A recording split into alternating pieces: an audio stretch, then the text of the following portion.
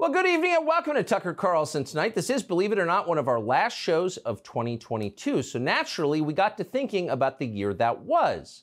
What defined it? Well, if you're living a healthy life, of course, your relationships defined it. Politics is never the most important thing. The people around you are. Your family, your friends, your dogs. That's where joy comes from, not from elections. Your relationships mean much more to you than any stupid pronouncement Nancy Pelosi made over the last year from her compound in Napa.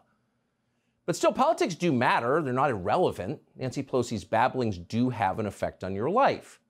So what defined the politics of 2022? Well, lying did.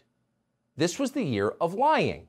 The people in charge tell an awful lot of lies. That's what we learned. And we know this for sure because while they are avid and committed liars, they're not very good at it. Their lies are amateurish, obvious, pathetic, sad. And there's something kind of insulting about that. Don't take a leak on my boots and tell me it's raining, goes the old cowboy phrase. Don't tell me something we both know isn't true and expect me to believe it. When you do that, you assault my dignity. You diminish me. You treat me like a child. If you're going to tell me a lie, put some effort into it. Try something clever. Have pride of craftsmanship. Don't pull the same old dusty alibi off the shelf like a jar of expired spaghetti sauce and expect me to fall for it again. Oh, we can't tell you that, Mr. and Mrs. America. It's a matter of grave national security, but don't worry. Everything's totally fine. We're doing a great job. They've been trying that for, well, 21 years now with the still somehow secret 9/11 files, and for nearly 60 years with the JFK assassination. At this point, no living American still believes them, and none should. But they keep doing it anyway. Clearly, they think we have brain damage. It's frustrating to watch. But today, we've decided to be amused by it. That seemed like the more positive option, maybe the most positive available under the circumstances. So here, ladies and gentlemen, are our favorite lies of 2022. We had an awful lot to choose from in making tonight's list, from Paul Pelosi's late-night crime scene to the endless propaganda about the Ukraine war to the million non-existent Americans who actually didn't get new jobs in the third quarter of the year. But we're going to start with what might be the dumbest lie ever told. Vladimir Putin blew up his own natural gas pipeline to Europe. Now, by doing this, Putin crippled his own economy and weakened his own strategic position in the middle of a war. But he did it anyway because, well, just because that's the kind of evil behavior Vladimir Putin is famous for. He's so evil. He's not only a threat to us, a direct physical peril to Omaha, Bangor, and San Jose. Vladimir Putin is so evil, he's an existential threat to himself. Stop that man before he blows up more of his own pipelines. That's what the media told us with a completely straight face. Watch. How does this fit into Putin's playbook? Of course, as you would expect, Susan, Russia says, oh, we had nothing to do with this. We're going to launch an investigation. But come on. Look, the indications are that foul play was involved and that it appears that, Russia is certainly the likeliest suspect of this. I think this is clearly an act of sabotage of some sort, and Russia is certainly the most likely suspect. I think this might be just the first salvo of some additional things that might be coming toward Europe. What Putin is saying to us by blowing up his pipeline is, look, I can blow up a pipeline. If need be, I can blow up the internet cables coming into your country. I can blow up functioning pipelines. I can do all sorts of stuff. If I can kill myself, I can do anything. Russia is certainly the most likely suspect, says John Brennan. And you can trust him when he says that because John Brennan was Barack Obama's CIA director. There's nothing shady about that guy. He's never been involved in any illegal murders or anything. He's got your best interest at heart. Let's put him on TV as a reliable foreign policy expert. He'll tell us the truth. You've got to laugh at this because, well, what's the option? And actually, John Brennan turns out to be reliable in at least one sense. If John Brennan says it, the opposite is almost certainly true. And that was the case here. No, Russia did not blow up its own pipelines. That explosion was the work of the Biden administration. They signed off on it. And we can tell you that tonight with confidence. The only remaining question is, now that we know for a fact that Joe Biden intentionally released more carbon into the atmosphere than any human in recorded history, can he continue to lecture the rest of us about global warming? We're thinking, oh yeah, he can. Biden certainly has the main qualification for doing that, soullessness. This is a man who showered with his own daughter, who smiles when he's mad. This is a man who will say literally anything.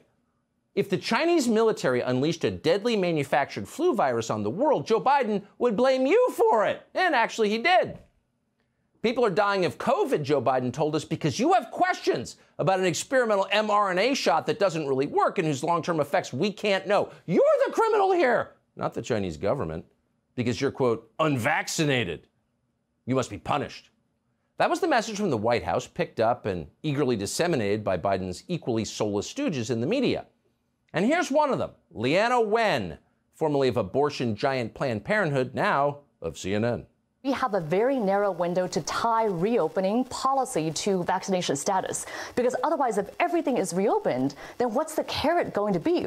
How are we going to incentivize people to actually get the vaccine? So that's why I think the CDC and the Biden administration needs to come out a lot bolder and say, if you're vaccinated, you can do all these things. Here are all these freedoms that you have, because otherwise, people are going to go out and enjoy these freedoms anyway. So the unvaccinated might be, quote, enjoying freedoms, fretted Leana Wen. And everyone knows under the U.S. Constitution, that's not allowed. Scurry back to your hovel, Kulak. No freedoms for you. The gruel is ladled at 4. Slurp it with gratitude. Oh, what a difference a year makes. Now we know that everything Leana Wen told us on CNN was a lie. And we know that for certain because, amazingly, Leana Wen just admitted it. This week, Wen acknowledged that actually this is not a pandemic of the unvaccinated. It's the opposite.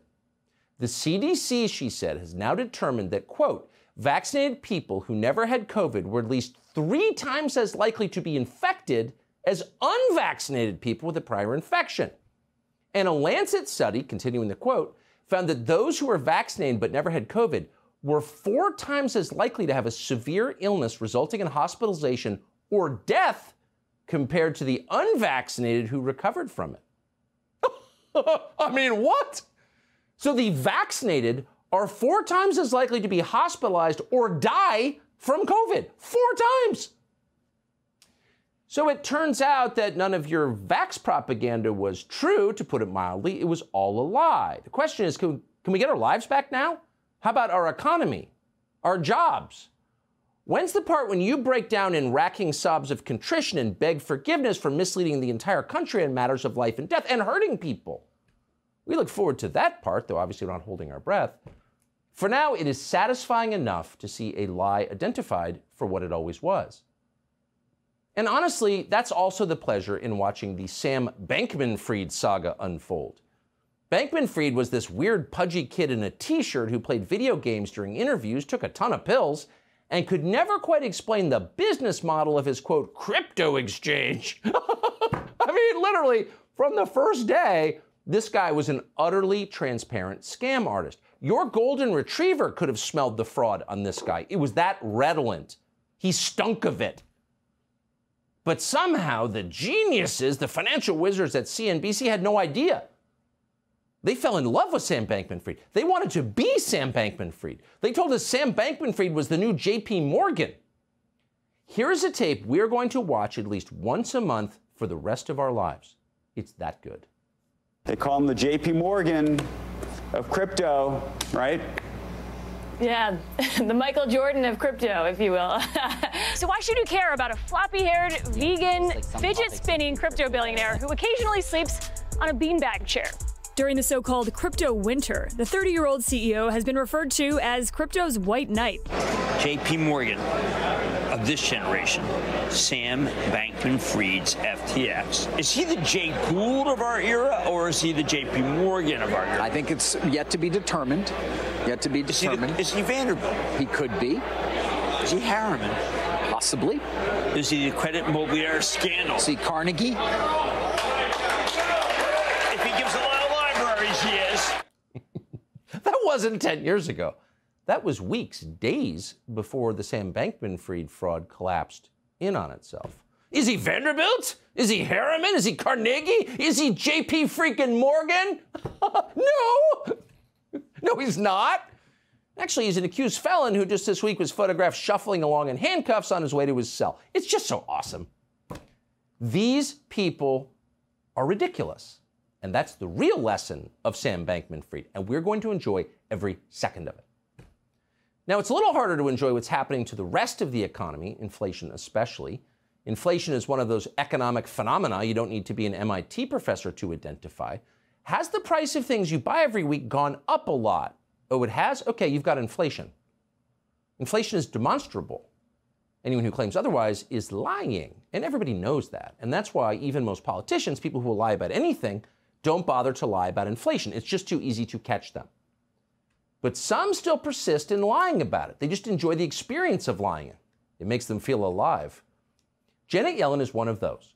Watch her here tell you that the inflation you're experiencing every day is not real. It's a mirage. It's, quote, transitory. We've had several months of high inflation that most economists, including me, believe will be transitory. I personally believe that this represents transitory factors. Are higher prices here to stay? I believe it's transitory, but I don't mean to suggest that these pressures will disappear in the next month or two. It is important that we monitor it carefully, but I believe fundamentally, that this is something that will settle down. Transitory. Transitory. Did you hear that? She's an economist.